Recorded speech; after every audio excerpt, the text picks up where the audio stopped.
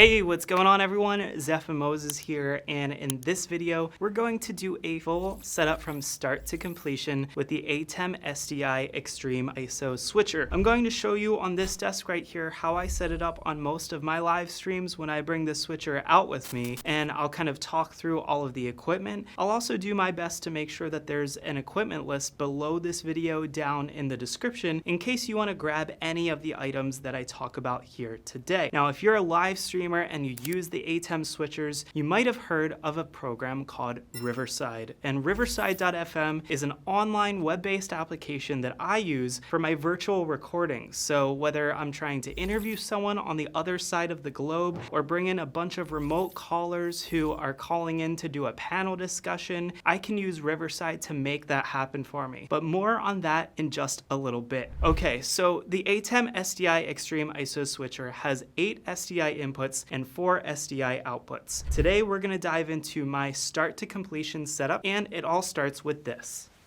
First things first is making sure that you have a battery backup unit. So this one is from CyberPower, and again, I'll list this down below. But what this does is this basically acts as a backup battery system so that if the power goes out in the building, it will fail over to this and I can run my equipment safely for a little bit longer and make sure that I can shut down everything effectively. This also helps me make sure that nothing gets zapped in the process because there is a surge protector built in. So I will plug this in first and then we'll continue on from there.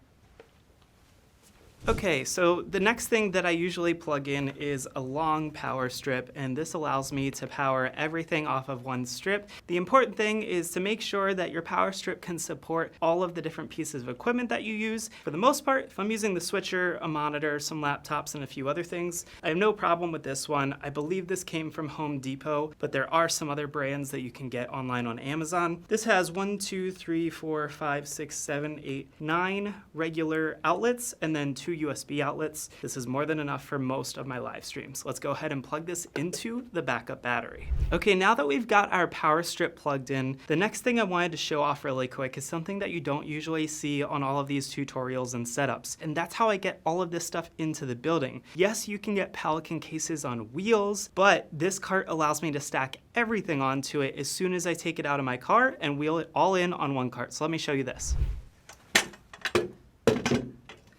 This is the Rock and Roller R8, and what I love the most is that it folds down into this compact form factor, but it has these big wheels, so it lets me get over the bumps of any of the sidewalk pavement or anything that I might need to wheel it over top of to get all my gear into the building. It also extends to be twice as long as this, and I get these uprights that will come up and fold upwards, so I have some handles when I'm pulling this. So I won't go ahead and unfold the whole thing, but I just wanted to show this off, and this will be linked down in the description. It is the Rock and Roller Multi-Cart R8. There's also an attachment you can get for it called the Grip and Gaff bag, and it's an attachment that will go over the handle on this side, and it allows us to put anything like light stands, tripods, anything else in this big bag, and it just allows us to carry more stuff. Now, before I dive into today's content, I want to introduce you to a tool that has completely transformed the way that I record videos online, Riverside.fm. It's like having a professional online video studio at your fingertips.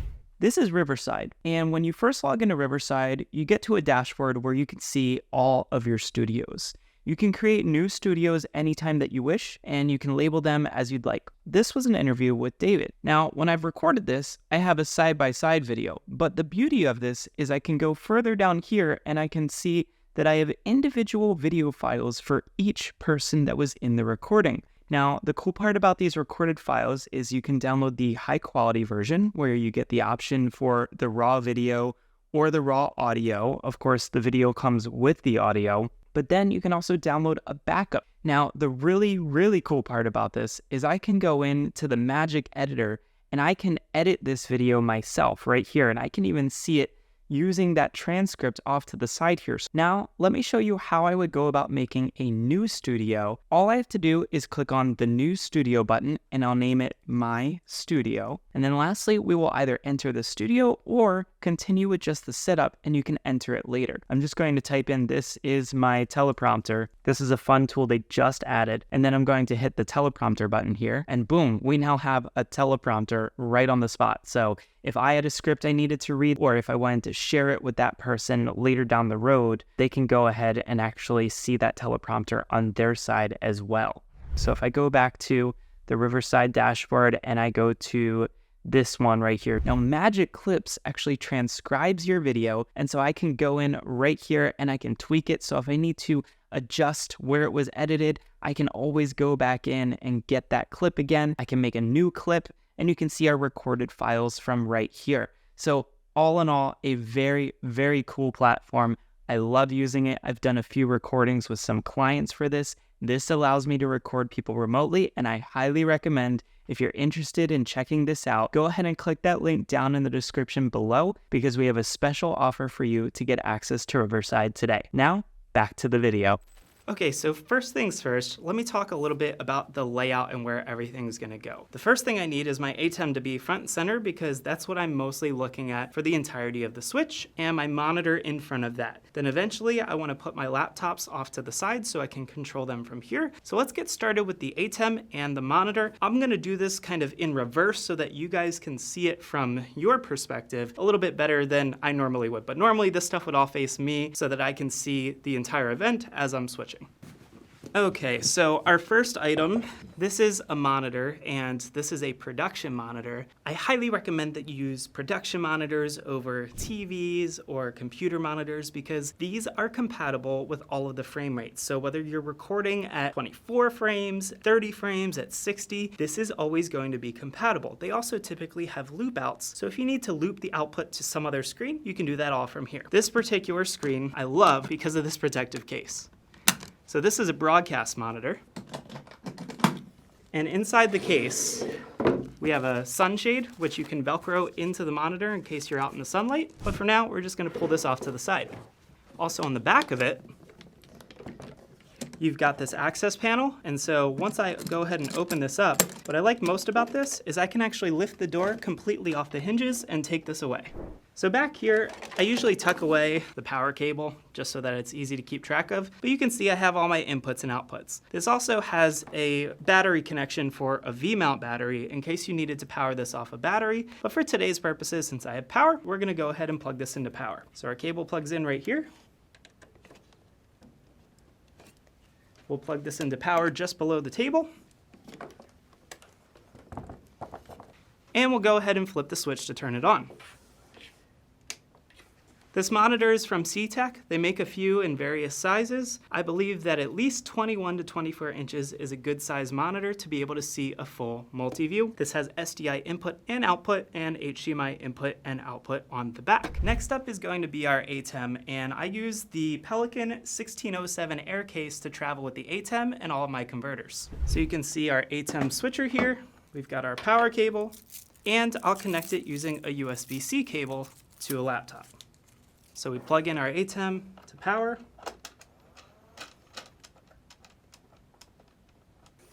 And it's at this point in time, if you were to connect this to the internet to use the built-in encoder, you can also connect your Ethernet cable right now. For me, since I usually use a separate encoder, I'll hold off on that. Here's our USB cable. We'll put this off to the side for right now.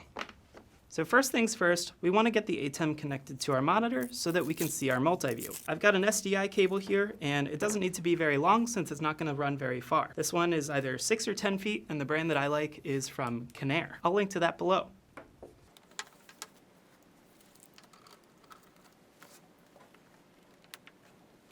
Once you have it plugged in to your SDI port on the back of the monitor, you should see your multi-view if it's set up to output multi-view over output 1 from the ATEM. And there it is. You can see it right there. Now, the next thing I want to do is get a laptop out so I can plug it into the ATEM and adjust the software control. Let's go ahead and get one. So this is another Pelican case. This is the Pelican 1500 case, and I like to use this to store 2 laptops. The first one is my main streaming laptop. The second one is going to be my laptop for video playback. Let me go ahead and get both of those out and we'll get those plugged up.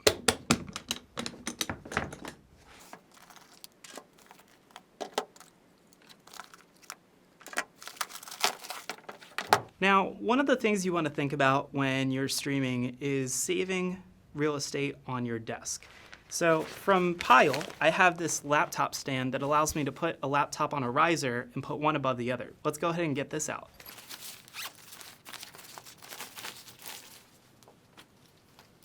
So this is a great little riser, and what this allows me to do is basically elevate one laptop over the other one. And these are pretty easy to open up. Basically, you've got a locking pin that allows you to rotate the stands, and it goes like this. So that way I can put one laptop up here, and the next laptop can go down below right in front of it.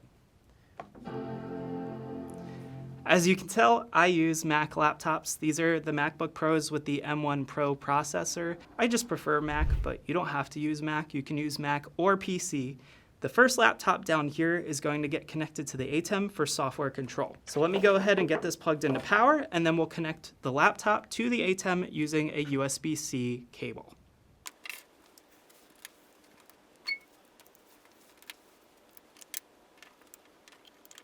Now that I have laptop number 1 connected, this is mostly just for software control. If you needed this laptop to be on the internet, you can either connect to a Wi-Fi connection if you have one in the building, but I typically always recommend using a wired internet connection. So if you're on a wired internet connection and you have to connect multiple devices, that's usually when you're gonna plug in an internet switch. Let me show you what that looks like. So we have an internet switch. This is a TP-Link 5-port gigabit desktop switch. It's got 5 ports available to us. One of these ports is going to have to connect to your internet on site at the venue. So whether that's an Ethernet jack in the wall, or if it's plugging into a router or another switch that's on site, this is going to connect to all of that, and then it's going to connect to each of your other devices that need to be connected on the internet. Think of this kind of like a splitter. It'll split the internet signal off to all your devices, but you need to make sure that you work with the venue and their IT department to make sure that this will be allowed on the network, as some networks won't allow this, and you may need to talk to them about figuring out how to get multiple devices on the network. If I were to connect this, I would take an Ethernet cable to my MacBook Pro and connect it to the switch. Then I would also take another Ethernet cable from the switch, connect it to the internet, whether that's the router, the switch on site, or a jack in the wall. And then if I was using the built-in ATEM encoder, the ATEM would also get an Ethernet cable that would plug from the ATEM into this switch as well. For example purposes, I'm just going to slide this off to the side, but I want to make sure that you understand that there's a couple different ways you can stream. First, you can stream using the ATEM's built-in encoder. That means that the ATEM has to be connected directly to the internet using an Ethernet cable. So this cable can be connected directly to a router or a switch that's on site. This switch that I'm using here is only to split the internet signal to other devices that I might also need connected to the internet. So I'm going to go ahead and slide this off to the side. But the other way that you could do this is you could basically connect a laptop to the internet, and you can use the USB-C cable as a capture device, or the ATEM as a capture device. That video signal coming out of the ATEM will be seen on your computer as if it were a webcam plugged in. Then you can use sites like Restream.io or even Facebook and YouTube's capture capabilities to capture directly from a webcam, which is your ATEM.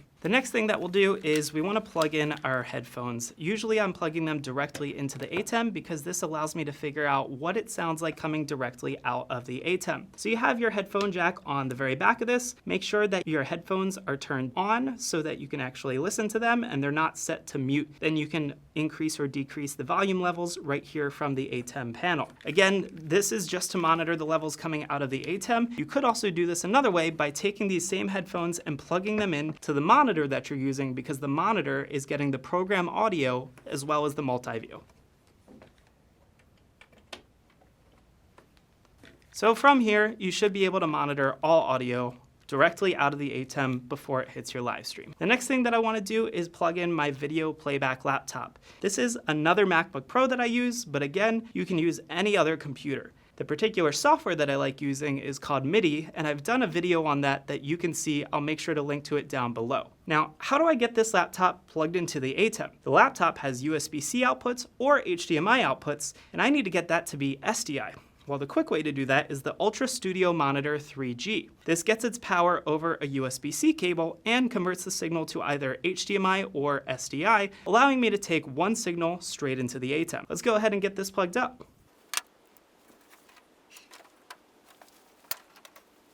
Since I want to avoid using any converters, I'm just going to use an SDI cable from the Ultra Studio Monitor 3G and take that directly into my ATEM.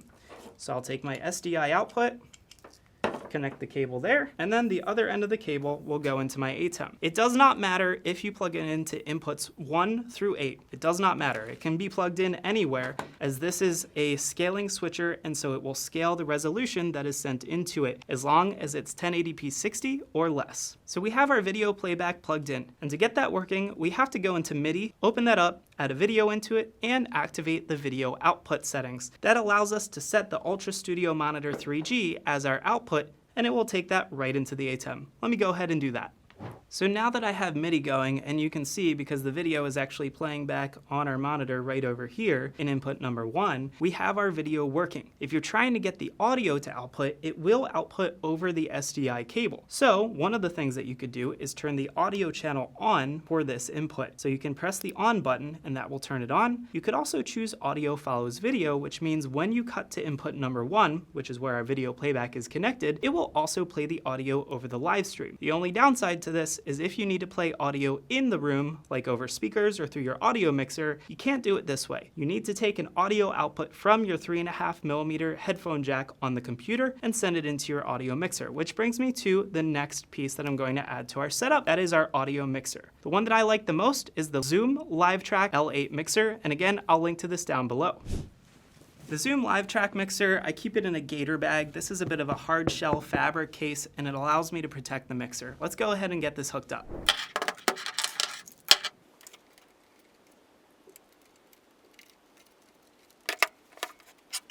Now that we have our mixer here, we need to talk about how we connect that mixer to the ATEM, as well as 2 other little tools that I like to keep on hand. First things first, when you're listening and monitoring to the audio output from the Zoom mixer, it comes out as 1/4 inch. So one of these little 1/4 inch to 3.5mm adapters allows you to adapt the plug coming out of the mixer. I have one right here, but I always keep extras on hand.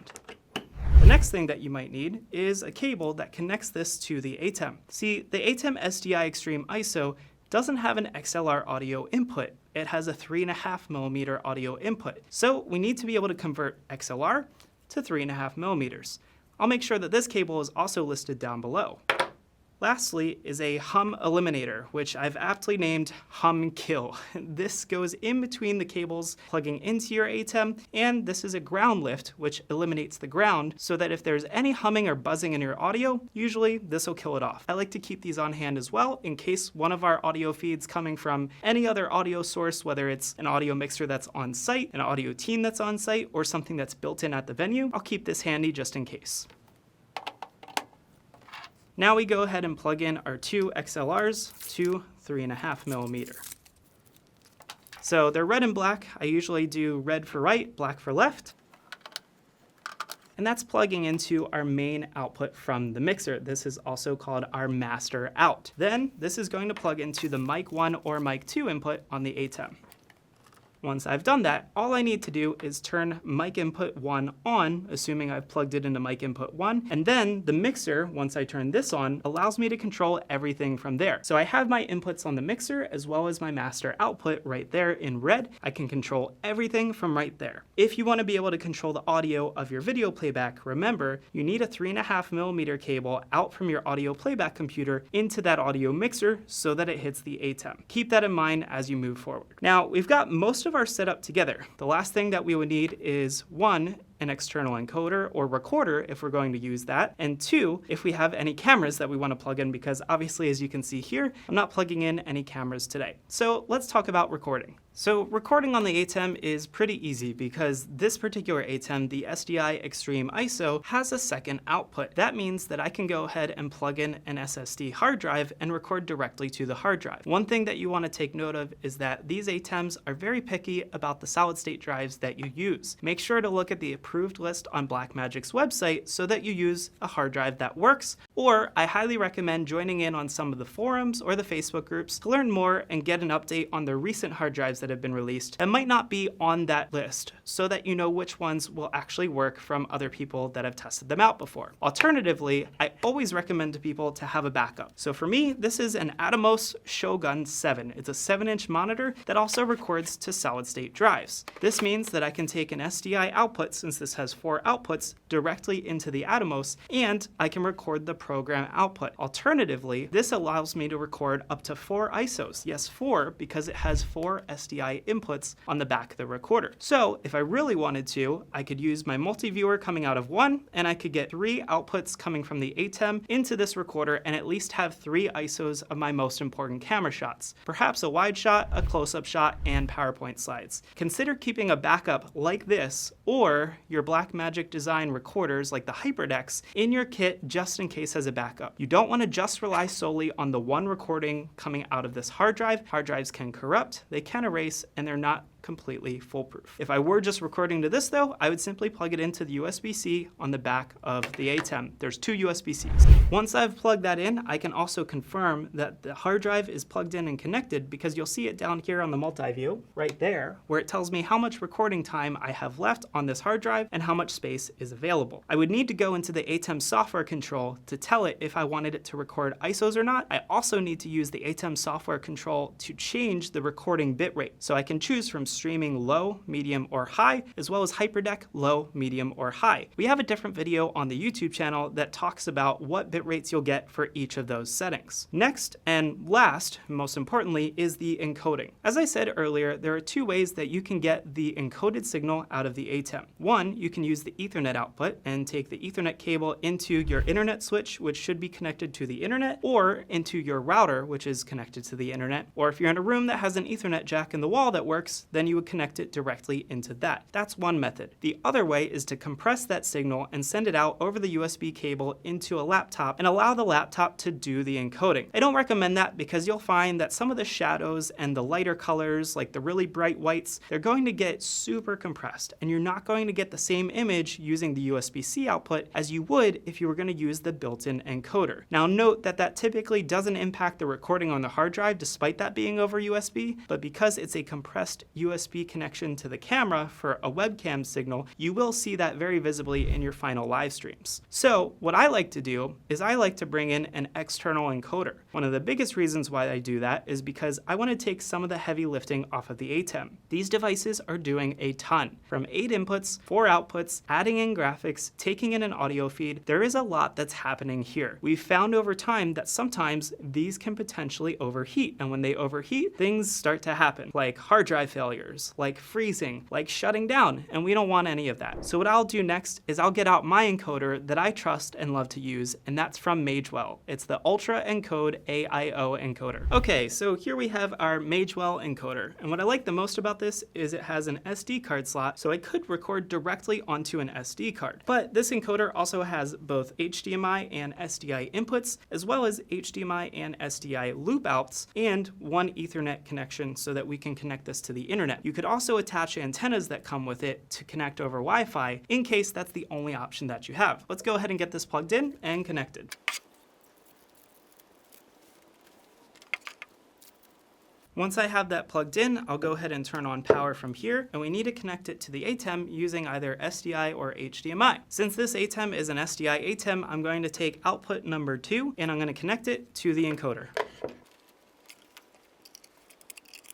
Once I've connected the encoder to the ATEM, I need to go into the ATEM software control and make sure that I've told the ATEM that output number 2 needs to be the program output. I can do that from this computer since this is connected to the ATEM using the USB-C cable, and I have the ATEM software control opened up. Once you've done that, you can confirm that the program feed is hitting this encoder because it's got an LCD monitor on the front of it, and you can see what's in our program over here on the multi-view right here in this little box. Once I have that, I would simply log into the encoder, which it's going to be connected to the internet, and then I can go ahead and set up my live stream settings. I'll save that for another video because not all encoders are built the same, but essentially you would log into the encoder, you would set it up with your RTMP stream key, and then you're off to the races. If you were going to go ahead and stream from the ATEM, you would of course have this plugged into the internet, and you could hit the on-air button after you've entered your RTMP information into the ATEM software control for streaming. This is a full setup and what it would look like for me to bring the ATEM SDI Extreme ISO ISO, as well as an audio mixer, a multi-view monitor, a separate encoder, a laptop to handle the stream and the software control. This also allows me to handle graphics, and a second laptop to do the video playbacks. Don't forget our Ultra Studio Monitor 3G, all of our SDI and Ethernet cables, and this is a Samsung T5 solid-state hard drive that we use for our recordings. All of this equipment is going to be listed below this video in case you want to grab one of them, and I want to thank you again for watching this video. If you have any questions, I realize this is a complicated setup, and I want you to go ahead and leave those questions in comments down below this video. If you enjoyed this video, go ahead and give it a like, make sure to hit that subscribe button, and thanks so much for watching. See you next time.